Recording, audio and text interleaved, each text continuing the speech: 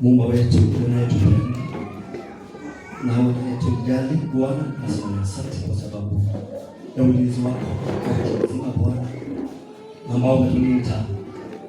Hakuna mmoja wetu ambao ungeweza kujilinda, lakini Bwana nasema asante ni kwa sababu ya ulinzi wako Bwana.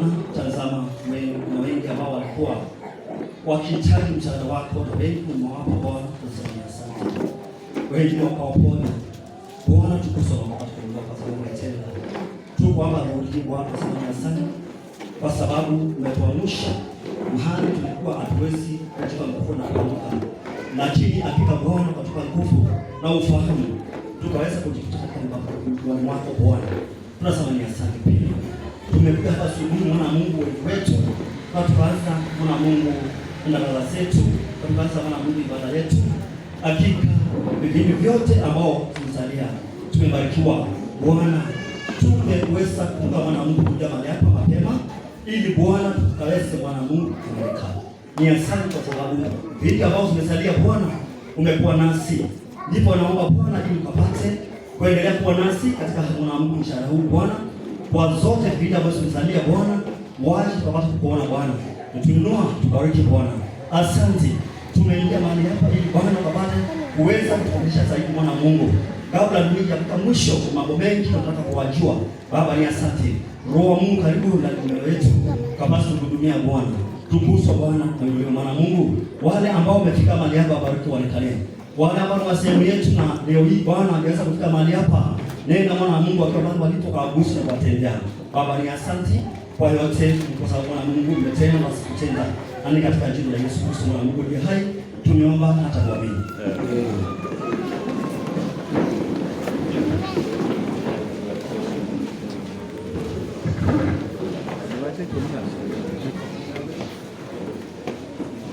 Happy Sabbath.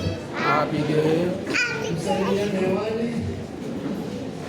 Asante sana kwa sababu ya Mungu ni mwema na ametulinda tangu kuzaliwa kwetu mpaka siku ya leo, na tuko wazuri sana, tuko mpaka siku ya leo. Ni wengi ambao wamelala, lakini sisi tuko hai. Nijiulize sisi kwa wenyewe kwamba ni kipi ambacho umefanya itafanya ukumbuke wakati utakaporudi.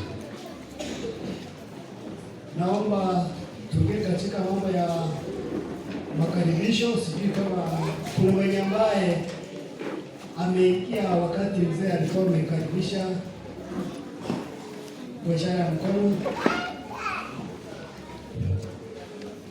Naona hakuna. Naomba nikaribishe mwenye ambao wana mafundi wa mitambo, naomba wasalimie. Bwana Yesu asifiwe. Praise God. Praise God. Amen. Hao ni mafundi wetu wa mitambo, kwa sababu pia wao hawezi kuingia kwa namna hii. Mwenye ambaye anaenda kukusanya zaka na sadaka ni Yukadet pamoja na wote, tunaomba wasalimiane. Happy Sabbath. Happy day. Happy Sabbath.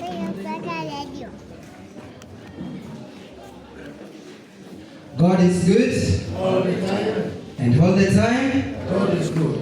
Asante. Sabato iliyopita tuliweza kushiriki pale Kangemi Integration, ambaye tuliweza kuchukua mmoja wetu ambaye alikuwa Nairobi Inspiration, tulimpeleka.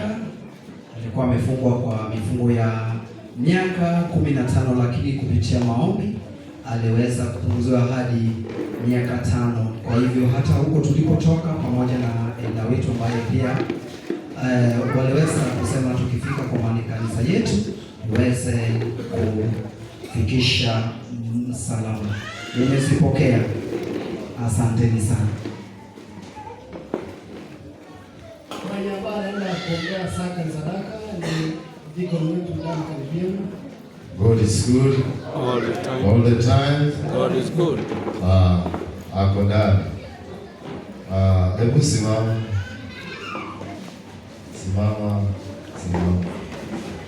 Simama salamia watu. Happy day. Yeah, so this is the most beautiful thing, the most beautiful wife in the world. Asante sana. Yeye ndiye amefanya niko smart hivi. So karibu sana katika ibada. My V8. Karibu. Asante sana. Mwenye ambaye anaenda kuleta picha watoto ni Esinas. Haleluya tano. Amen. Karibu kwa ibada. Asante. Mwenye anaenda kuleta fungu kuu ni Felix Wakoli, ni kijana wetu ambao anajui, ni kijana wetu wa Bwana sana. Mungu yu mwema na siku zote. Mungu ni mwema. Ubarikiwe. Amen. Mwenye ambaye baki huko maasa yake ikifika ataweza kusimama na endelea, lakini naomba musalimiane kwa ishara ya mkono. Asante sana kwa niaba yangu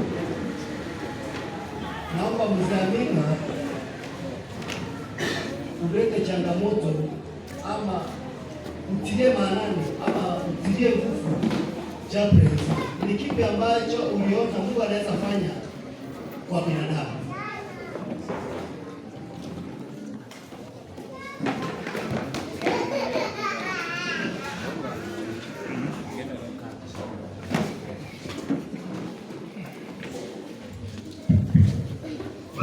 Wana wa Mungu na wasalimu, hamjambo tena. Asante kwa hii nafasi. Wakati tulikuwa pale Kangemi SDA Church, kuna makuu tuliona pale. Huyo kijana wakati alipofungwa, unajua unaweza fungwa kwa makosa una, lakini unaweza fungwa kwa sababu ya kuwekelewa na Mungu. Sio Mungu wetu ni mkuu, anaweza kutulisha hilo ngumu likiwa rahisi. Huyo kijana alifungwa miaka 15, lakini mambo yakafanyika, maombi yakafanyika, na huyo kijana akabadilika, na saa hii vile tunaongea hivi, yeye amebadilika na anaenda katika masomo ya pastor. Kwa hivyo wakati alipotoka pale alikuwa amebadilika, hata serikali yenyewe kaona huyo amebadilika, na wanachambulensi wamefanya kazi. Wakati walipoenda kumtembelea pale na akaona kweli hii ndio kanisa ya ukweli, akabadilika, na yeye katika hiyo kanisa ya Nairobi West alikuwa na cheo pale, na wakati alikuwa na cheo pale, na huyo kijana wakati alipofungwa alikuwa standard 8, alikuwa amefanya 8, na akafika pale akaanza masomo yake kutoka form 1, form 2, form 3 mpaka form 4. Akafanya masomo yake pale ya form 4 akiwa pale gerezani, na akahitimu kupata cheti ya form 4 grade C, na akapita mtihani. Sio kitu rahisi. Kwa hivyo tunamwombea wakati anapoenda masomo yake ya ubasta. Kwa hivyo wakati tunapoomba, yeye anahitaji pia asaidiwe, kwa sababu yeye amepitia makuu. Kwa hivyo kile kisichowezekana kwa binadamu, kwa Mungu kinafanya nini? Kinawezekana. Kwa hivyo tuombeane sana, na wakati tunapoombeana tukumbuke hata pia wale wako katika hayo maneno makwani wale nakumbwa na machanga kama hii, kwa sababu huyo kijana aliwekelewa, lakini akaomba na amepita mtihani wake.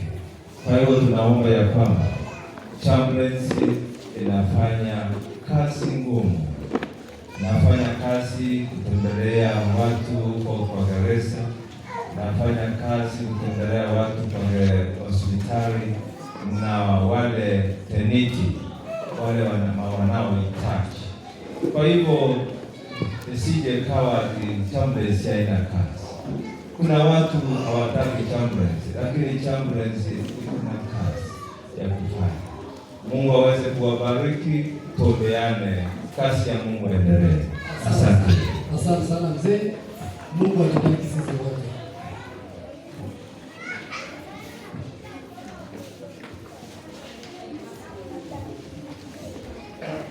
Afisa hapa Tanzania, ni wakati wa kusoma fungu kuu litakalotuongoza katika mahubiri ya siku ya leo, na tunaenda katika kitabu cha Ufunuo wa Yohana.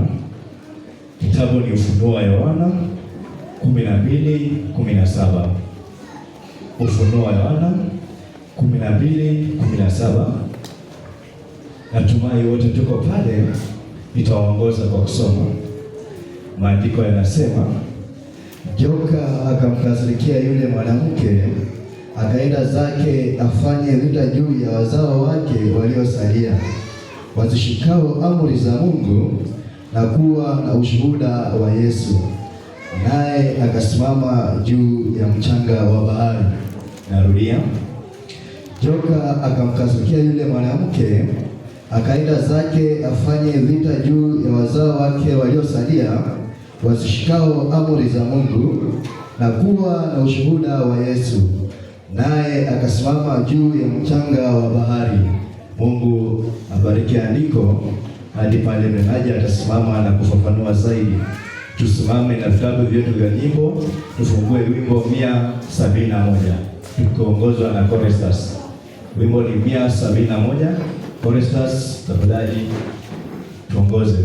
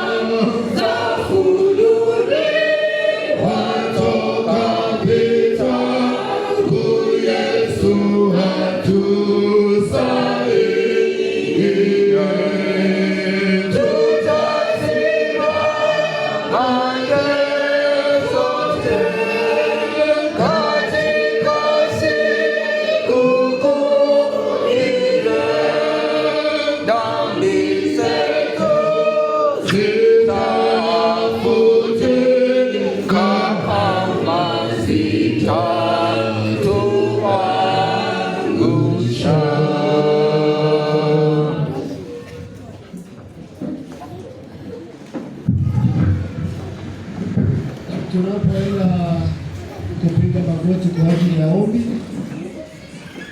naomba tumkumbuke kumkuta hapa ambaye sikii vizuri, Moses Nyabuto asikii vizuri, na tumwombee Mungu amsaidie aweze akapona. Hata kama tunaye hapa asikii vizuri, kwa hivyo tuweke katika maombi, tuende kwa magoti.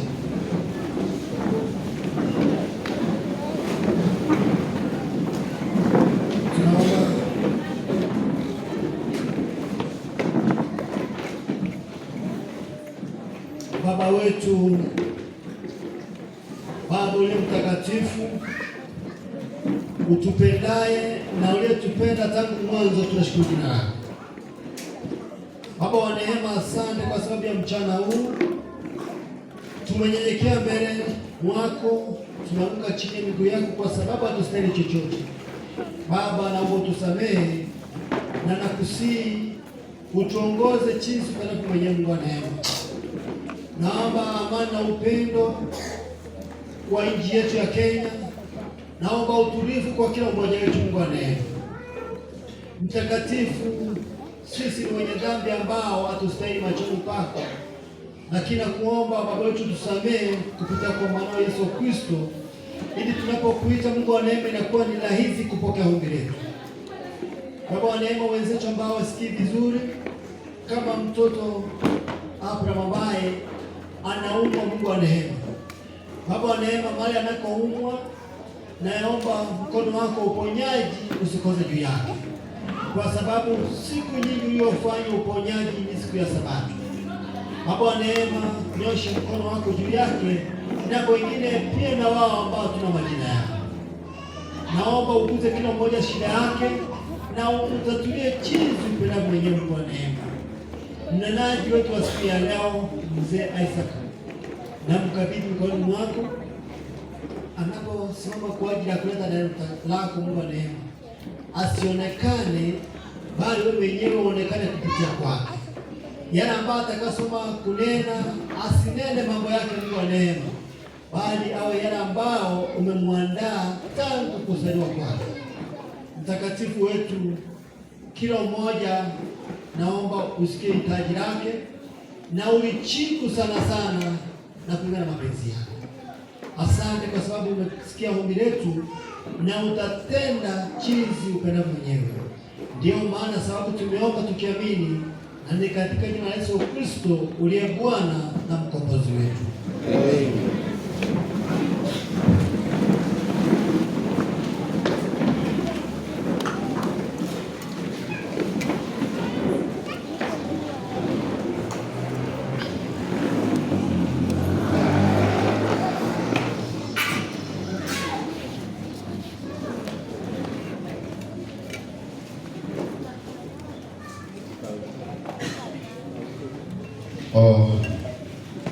Ni wakati mzuri tena, tunaenda kufanya shughuli ambayo nitaenda kuongoza hapa mbele. Naomba wana yutu wa ndugu waweze kukuja hapa mbele tafadhali. Hatuna muda wa kupoteza, tuweze kunyanyuka tufike hapa mbele kwa ajili ya kusifu Mungu kwa njia ya wimbo. Ndugu youth choir tuweze kukuja hapa mbele. Wanapokuja, kabla nisome, naomba tafadhali wazazi, haitakuwa vizuri, kujeni mbele, mimi ndio nawangoja. Haitakuwa vizuri mtoto akiwa hekaluni anatembea hapa na pale akiguza kila kitu, lakini kwako kwa nyumba kuna vitu zingine umemzuia hawezi akafikia. Hiyo itakuwa ni aibu sana. Tuweze kuchunga watoto, ijapokuwa ni wadogo bado hawaelewi, lakini uweze kumcontrol wewe kama mzazi, ili tusichunane hapa mbele na yeye. So kitabu cha Malaki wengi wetu wanaijua, ambaye inatuambia ya kwamba kelura chel kumapar maggi uduto kar keno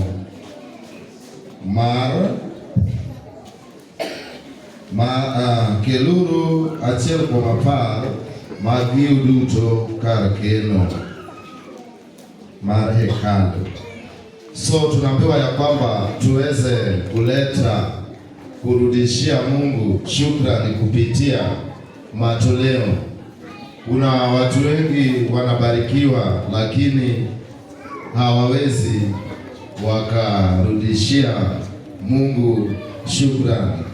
So sisi kama wanandugu, kama Wakristo, tunaambiwa ya kwamba kila mara tunastahili kurudishia Mungu wetu shukrani kupitia kwa matoleo.